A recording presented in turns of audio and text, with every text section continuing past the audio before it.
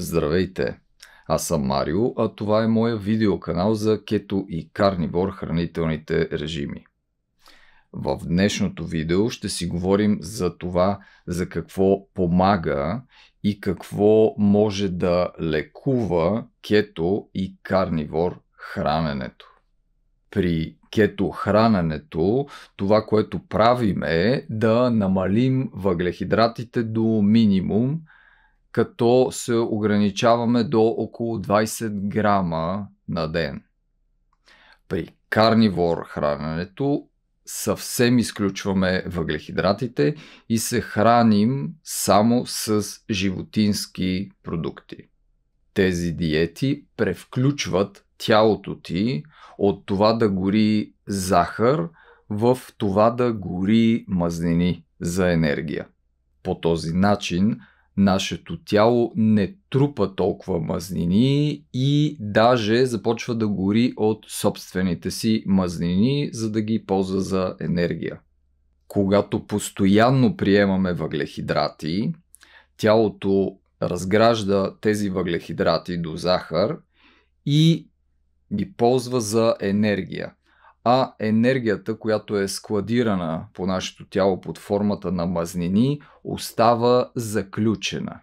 За да може ние да отключим тези мазнини и да имаме достъп до тях под формата на енергия, ние трябва да гладуваме, няколко дни да правиме фастинг или да сме в много голям калориен дефицит, т.е. да се храним с съвсем малко. Когато обаче си в кето режим на кето хранене, ти постоянно използваш мазнините, които се намират в твоето тяло и такова гладуване и лишаване от храна не ти е необходимо.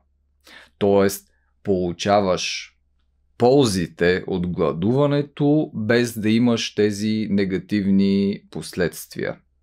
При кето и карнивор храненето ние приемаме голямо количество мазнини и белтъчини. Мазнините, те ни набавят енергията, която ни е необходима, а белтъчините помагат за запазването на мускулатурата и за покачването на мускулна маса. Тоест, от една страна ние отслабваме и губим мазнини, от друга страна качваме мускули. Има все повече и повече лекари, които са привърженици на кето и карнивор хранителните режими. Сега ще ви представя какво казват някои от тези лекари по повод определени здравословни проблеми и тези диети. Чували ли сте термина антинутриенти? Това са вещества, които се съдържат в растенията и когато ние ги поглъщаме заедно с растението, тези вещества ни пречат да усвояваме определени други вещества, които на нас ни трябват и са полезни за нас. Доктор Пол Мейсън е лекар, който специализира в областта на спортната медицина и храненето. Той обяснява, че растенията нямат ногти и зъби, с които да се пазят и не могат да избягат, но това не означава, че те са беззащитни. Една тяхна защита са лектините, които са защитен химикал. В големи количества те са отровни за човека. В по-малки количества те водят до наднормено тегло и до затлъстяване. Лектините стимулират мастоцитите и предизвикват хистаминови реакции в човешкия организъм. Те могат да доведат до повишена киселинност в стомаха. Според едно ново изследване, лектините могат да достигнат до невроните в мозъка и да ги повредят, предизвиквайки болестта Паркинсон. И още, според доктор Мейсън, лектините играят основната роля за развиването на автоимунни заболявания.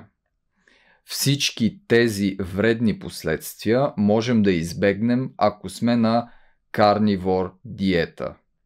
Видеото, в което той говори за тези неща, е на английски в YouTube. Ще сложа линк към него, за да можете да го изгледате, ако ви е интересно. Доктор Антони Чафи е лекар-неврохирург, който специализира в областта на хранене и връзката с хронични заболявания. Той казва, че приемът на въглехидрати повишава нивата на инсулин в тялото ни. Твърде високите нива на инсулин имат негативни последствия за нас. Първо, блокира лептинът и нашият мозък постоянно ни подава сигнали, че ние сме гладни, ние трябва да ядем. Натъпкваме се с въглехидрати, чак тежко ни става, ще се пръснем по шевовете, обаче продължава да ни се хапва и още нещо. А скоро след това се появява отново и усещането за глада. Затова въглехидратите не засищат. При карнивор диетата нивото на инсулин е по-ниско и по-стабилно. Лептинът функционира правилно и ние се чувстваме заситени за часове наред. Високото ниво на инсулин спира аутофагията. Аутофагията е способността на организма да се самопочиства от клетки, които са повредени и не функционират правилно. Аутофагията се включва, когато имаме по-ниски нива на инсулин, което го има при карнивор диетата. Доктор Антони Чафи говори за тези неща в едно свое видео. Аз ще сложа това видео отдолу в описанието под моето видео, за да можете да го изгледате, ако желаете. Доктор Джорджия Ид е лекар, психиатър, завършила Харвард. Специализирала е в областта на хранене, мозъчен метаболизъм и психично здраве. Тя обяснява, че когато нашият мозък гори с захар, то отделя много отпадни продукти. Тези отпадни продукти полепват по различни места в мозъка и е трудно да бъдат премахнати. Затова нашата имунна система прави възпаление в мозъка, за да успее да премахне отпадъка. Тя обяснява, че тези възпаления пречат на мозъка ни да работи добре. Казва още, че постоянните възпалителни процеси постепенно увреждат мозъка ни. Ако мозъка ни гори мазнини, то тогава няма тези отпадни продукти и няма съответното възпаление. Тя говори и за негативните последици от растителните мазнини, което също е много интересна тема. Оставям нейното видео също отдолу в описанието. Доктор Анет Бозуорт е лекар по вътрешна медицина. Тя споделя, че нейната майка се разболява от рак. В опит да й помогне, тя я убеждава да започне кето диета заедно с химиотерапията. Доктор Бозуорт обяснява подробно за рака и за влиянието на кето диетата върху клетките на рака. Накратко, ракът се храни с захар и когато спрем въглехидратите, тялото ни преминава в кеторежим, ползвайки мазнини. Ракът не може да ползва мазнините за енергия и това забавя или спира неговият растеж. Също така, че нашият организъм се почиства по-добре от повредените ни клетки, когато е в кетоза. Повече по тази тема можете да видите в нейното видео, ще сложа линк към него отдолу в описанието. Доктор Филип Овадия е сърдечно-съдов хирург, който споделя, че всяка година в Америка 600 000 човека умират от сърдечно-съдови заболявания. Това е най-смъртоносната болест в света и според доктор Овадия тя може да бъде предотвратена. Той казва, че съвременната медицина закърпва пациентите, колкото да оцелеят, но не лекува първопричината за заболяването. Той говори за метаболитен синдром, диабет, предиабет и затлъстяване. Той казва, че хранителната пирамида, такава каквато е в момента, не подпомага здравето на човека. И още, че високият холестерол не е причина за сърдечно-съдовите заболявания. Казва, че животинските мазнини не са причината за сърдечно-съдовите заболявания. Според него, хората не са устроени така, че да могат да консумират растителни мазнини и преработени въглехидрати. Затова той смята, че основният риск от такива сърдечно-съдови заболявания е свързан с растителните мазнини и преработените въглехидрати, които ние приемаме. Повече по тази тема можете да видите в неговото видео, ще сложа линк в описанието.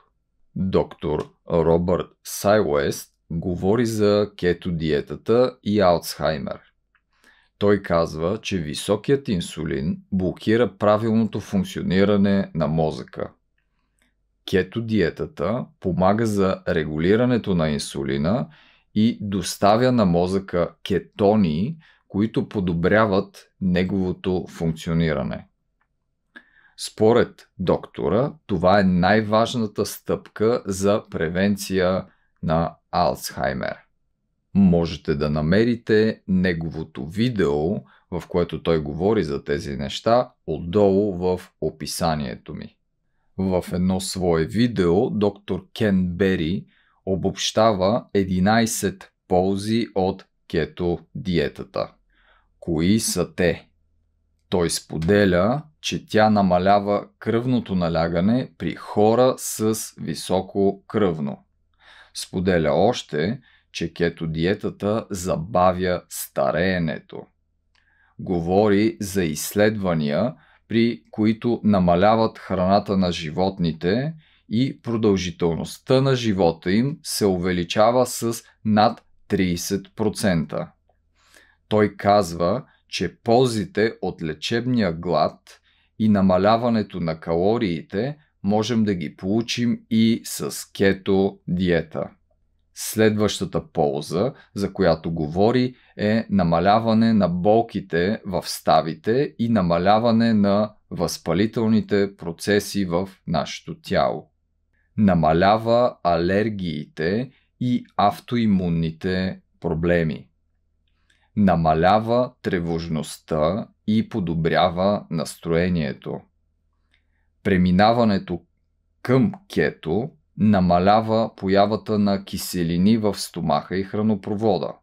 Лекува омазнен черен дроб и омазнен панкреас. Регулира производството и нивата на хормони в нашето тяло. Контролира апетита. Нормализира го. Чувстваш се заситен за по-дълго време. Подобрява състоянието на кожата, намалява или премахва напълно акне, пъпки, черни точки, регулира омазняването на кожата. И последното, за което говори, регулира теглото. Ако си много слаб, качваш мускулна маса. Ако си много дебел, отслабваш, защото ползваш собствените си мазнини за енергия. И отново, неговото видео можете да видите отдолу в описанието. Аз съм карнивор вече година и 4 месеца и сега ще ви споделя някои впечатления, които имам от тази диета. Първо, симптомите на хистаминова непоносимост, която аз имам, намаляха до минимум. Тежестта в стомаха изчезна. подуването, газовете и диарията изчезнаха. На крака имах едно топче масна тъкан, подуто, което беше горе-долу с големината на грахово зърно. Това топче го имам от години. То трябваше да се оперира, за да се премахне. Но, о чудо! Откакто минах на карнивор хранене, това топче изчезна буквално за една седмица. Другото, което ми прави впечатление е, че заспивам по-бързо и се наспивам по-добре. Друго нещо, което ми направи впечатление. Моята кожа е много бяла и аз изгарям изключително бързо. Но, откакто минах на карнивор храненето, започнах да издържам много повече на слънце и кожата ми по-скоро тръгва да потъмнява, отколкото да изгаря. Интересно ми е да чуя и от вас какъв е вашият опит с кето и карнивор. Какво забелязвате по себе си? Можете да го оставите отдолу като коментар под видеото ми. Ако това видео ви е било интересно и полезно, можете да ударите един лайк или да го споделите, така че да достигне до повече хора. Можете да се абонирате и да си пуснете с камбанката всички известия, така ще знаете, когато качвам и следващи видеа. Това беше всичко от мен за днес. До нови срещи!